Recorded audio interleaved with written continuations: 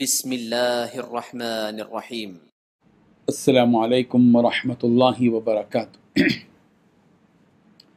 الحمد للہ وکفی وسلام علی عبادہ الذین اصطفی، اما بعد۔ حاضرین و ناظرین، یہ درس نمبر 1619 ہے اور آج سورہ لقمان کی 2 آیتوں کی تلاوت اور تشریح کی جائے گی، آیت نمبر 14 اور 15، 14 and 15۔ چلیے سب سے پہلے ہم ان 2 آیتوں کی تلاوت کرتے ہیں، لفظی ترجمے اور ترجمے کے بعد تشریح کرتے ہیں۔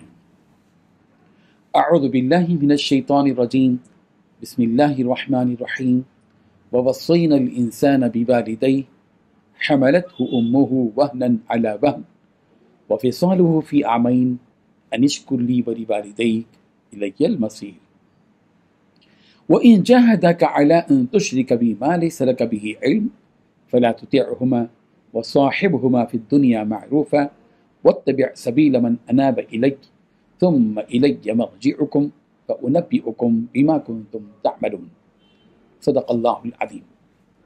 لفظی ترجمہ یوں ہے، ووصینا، اور ہم نے وصیت کی، انسان کو، بوالدیہ، اپنے والد کے ساتھ حسن سلوک کی، حملت ہو، اٹھائے رکھا اسے، امہ، اس کی ماں نے، وہنن علی وہن، کمزوری پر کمزوری کے باوجود، وفصالہ، اور اس کا دودھ چھڑانا ہے، فی عامین، 2 سال میں، انشکر لی، کہ تو شکر ادا کر میرا، ولی والدیک، اور اپنے والدین کا، الیہ، میری ہی طرف، المصیر، لوٹ کر آنا ہے، وَإِن، اور اگر جاہدہ کا، وہ دونوں تجھے آمادہ کرنے کی کوشش کریں، علی، اس بات پر کہ ان تشرکا، تو شریک ٹھہرائے، بھی، میرے ساتھ، ماں، اس چیز کو کہ لیس لکا، نہیں ہے تجھے، بھی علم، اس کا کوئی علم، فلا تطعہما، تو اطاعت نہ کر ان دونوں کی، وصاحبہما، بلکہ تو اچھا سلوک کر ان دونوں سے، پھر دنیا میں، معروف طریقے سے، واتبع، اور تو اتباع کر، سبیل من، اس شخص کے راستے کی جو انابا، رجوع کرتا ہے، الیہ، میری طرف، ثم الیہ، پھر میری ہی طرف، مرجعکم، تمہاری واپسی ہے، فانبئکم، تو میں تمہیں خبر دوں گا، بما، ساتھ اس چیز کا کہ جو کنتم تعملون، تم عمل کرتے تھے۔ ترجمہ یوں ہے، اور ہم نے وصیت کی انسان کو اپنے والدین کے ساتھ حسن سلوک کی، اٹھائے رکھا اسے، اس کی ماں نے، کمزوری پر کمزوری کے باوجود، اور اس کا دودھ چھڑانا ہے 2 سال میں، کہ تو شکر کر میرا اور اپنے والدین کا، میری ہی طرف لوٹ کر آنا ہے، اور اگر وہ تیرے در پہ ہوں کہ تو میرے ساتھ کسی ایسی چیز کو شریک کرے جس کا تجھے کچھ علم نہیں، تو ان کا کہا نہ ماننا، ہاں، دنیا کے کاموں میں ان کا اچھی طرح ساتھ دینا، اور جو شخص میری طرف رجوع کرے اس کے راستے پر چلنا، پھر تم کو میری طرف لوٹ کر آنا ہے، تو جو کام تم کرتے رہے ہو میں سب سے تم کو آگاہ کروں گا۔ ان 2 آیتوں میں 10 باتیں بتلائی گئی ہیں۔ پہلی بات، ہم نے انسان کو اس بات کی وصیت کی کہ وہ میرا اور اپنے والدین کا شکر ادا کرے۔ دوسری بات، کیونکہ اس کی ماں نے کمزوری پر کمزوری برداشت کر کے اس کو اپنے پیٹ میں رکھا۔ تیسری بات، 2 سال میں اس کا دودھ چھوٹنا ہوتا ہے۔ چوتھی بات، اللہ ہی کے پاس تمہیں لوٹ کر جانا ہے۔ پانچویں بات، اگر والدین تمہیں اللہ کے ساتھ شرک کرنے پر مجبور کریں جس کا انہیں کوئی علم نہیں، تو ان کی بات نہ ماننا۔ چھٹویں بات، ہاں، البتہ دنیا میں ان کے ساتھ بھلائی سے رہو۔ ساتویں بات، ایسے شخص کا راستہ اپناؤ جس نے اللہ تعالیٰ سے لو لگا رکھا ہو۔ آٹھویں بات، تم سب کو اللہ تعالیٰ کے پاس لوٹ کر جانا ہے۔ نویں بات، اس وقت اللہ بتائے گا کہ تم کیا کیا کرتے تھے۔ بزرگان محترم، اللہ تبارک و تعالیٰ نے حکم دیا کہ وہ اللہ تعالیٰ کا اور اپنے والدین کا شکر ادا کرے۔ اللہ تعالیٰ کا شکر اس لیے ادا کرنا ہے کہ اس نے ہمیں پیدا کیا۔ اس کے بعد یہ حکم دیا گیا کہ وہ اپنے والدین کا شکر ادا کریں۔ بالخصوص تمہاری ماں نے تمہیں، غور کرو، کہ اپنے پیٹ میں 9 مہینے رکھا، جس دوران وہ طرح طرح کی تکلیفوں سے گزرتی رہی، جس کا اندازہ لگایا نہیں جا سکتا۔ ظاہر ہے کہ حمل کے دوران اسے بہت ہی کمزوری ہو جاتی ہے۔ ان تمام تکلیفوں کو اس نے تمہاری خاطر برداشت کیا، اس لیے تمہارا حق ہے کہ ان کا شکر ادا کریں۔ اور پھر جب تمہاری ولادت کا وقت ہوتا ہے تو اس وقت کی تکلیف کا عالم یہ ہوتا ہے کہ انسان کی جان منہ پر آ جاتی ہے، پھر بھی ماں اسے برداشت کر جاتی ہے۔ پھر ولادت کے بعد بھی وہ تمہیں 2 سال تک دودھ پلاتی ہے، یہ بھی تم پر اس کا بہت بڑا احسان ہے۔ الغرض، ان تمام احسانات پر تم اس کا شکر ادا کرو۔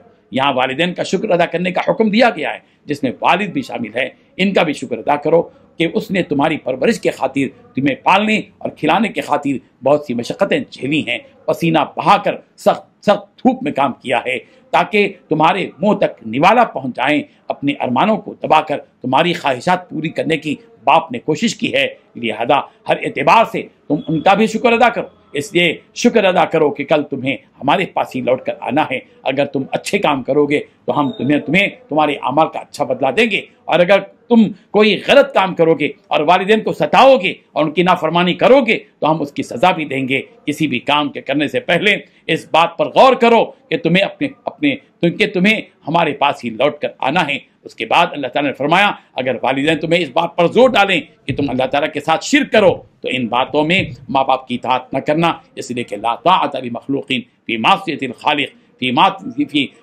فی عصیت اللہ عز و جل بھی لفظ استعمال کیا گیا کہ اگر کسی معاملے میں اللہ تعالیٰ کی نافرمانی ہو رہی ہو تو اس معاملے میں مخلوق کی اطاعت نہیں کی جائے گی، اگرچہ وہ والدین ہی کیوں نہ ہوں۔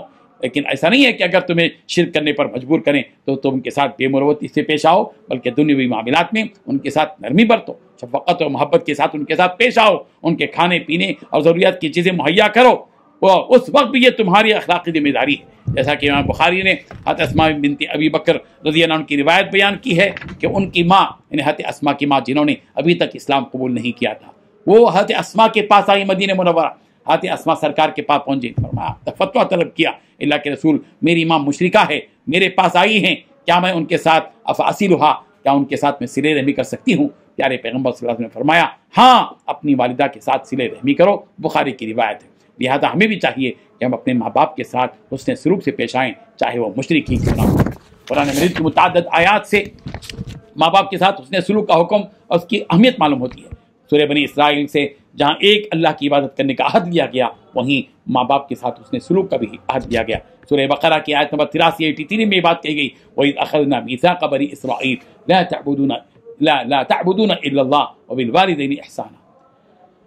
اور سورہ نساء کی آیت نمبر 36 میں کہا گیا وَاعْبُدُوا اللَّهَ وَلَا تُشْرِكُوا بِهِ شَيْئًا وَبِالْوَالِدَيْنِ إِحْسَانًا، کہ دیکھو اللہ کی عبادت کرو، اس کے ساتھ کسی کو شریک مت ٹھہراؤ، ماں باپ کے ساتھ احسان کرو۔ اللہ تبارک و تعالیٰ ایک اور حکم دے رہے ہیں کہ ان لوگوں کے طریقے کو اختیار کرو جو اپنا رخ اللہ تبارک و تعالیٰ کی جانب کیے ہوئے ہوتے ہیں اور اس کی طرف متوجہ رہتے ہیں، اللہ تعالیٰ کی طرف رجوع کرنے والوں کو۔ سورہ زمر کی آیت نمبر 17 میں بشارت دی گئی وَالَّذِينَ اجْتَنَبُوا الطَّاغُوتَ أَن يَعْبُدُوهَا وَأَنَابُوا إِلَى اللَّهِ لَهُمُ الْبُشْرَىٰ فَبَشِّرْ عِبَادِ۔ اور جن لوگوں نے طاغوت کی عبادت سے پرہیز کیا اور اللہ تعالیٰ کی طرف متوجہ ہوئے وہ خوشخبری کے مستحق ہیں، میرے بندوں کو خوشخبری سنا دیجیے۔ سورہ مومن کی آیت نمبر 13 میں کہا گیا وَمَا يَتَذَكَّرُ إِلَّا مَن يُنِيبُ، نصیحت تو صرف وہی حاصل کر سکتے ہیں جو اللہ تعالیٰ کی طرف رجوع کرتے ہیں۔ مطلب یہ ہوا کہ اللہ کے رسول صلی اللہ علیہ وسلم کے بتائے ہوئے راستے کو اپنانا اور ان کی سنت کی اتباع کرنا چاہیے۔ اور اگر یہاں اللہ والوں سے جڑے رہنے کی جو بات کہی گئی ہے اس کی وجہ یہ ہے کہ اگر تم ایسے لوگوں کی صحبت اختیار کرو گے جو اللہ تعالیٰ کے راستے سے کٹ کر شرک کی زندگی گزارتے ہیں تو تم بھی ان کی صحبت میں رہ کر اسی طرح ہو جاؤ گے، لہذا ان سے کنارہ کشی کرو، نیک لوگوں کی صحبت اختیار کرو۔ اس سے ہمیں یہ پتہ چلا کہ ہمیں بھی نیک لوگوں کی صحبت پہ رہنا چاہیے تاکہ ہمارے اندر بھی وہ عادتیں پیدا ہوں جو اللہ تبارک و تعالیٰ کو پسند ہیں۔ اللہ تعالیٰ یہی فرما رہے ہیں کہ یہ سب اس لیے تمہیں کرنا ہے کہ اس کی جزا و سزا ملے گی، جس کے لیے تمہیں ہمارے پاس آنا ہی ہوگا، اور پھر ہم تمہیں بتائیں گے کہ تم کون سے کام کیا کرتے تھے۔ اللہ تبارک و تعالیٰ ان آیات سے سبق حاصل کرنے والا بنا دے۔